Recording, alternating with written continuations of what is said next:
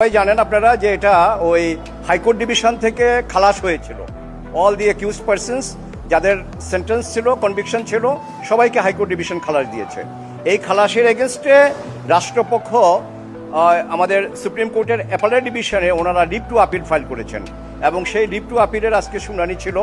তো today's bench was presided by honourable chief justice and other 5 companion জাজেস of the said honourable court.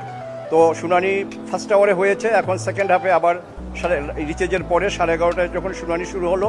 তো এখন দেখা যাচ্ছে যে রাষ্ট্রপক্ষে ওনারা যেই পয়েন্টের উপরে আর্গুমেন্ট প্রেস করতেছেন, এই পয়েন্টে ওনাদের লিভের গ্রাউন্ডে ত্রুটি আছে অথবা সঠিকভাবে ওটা গ্রাউন্ড নেওয়া হয়নি।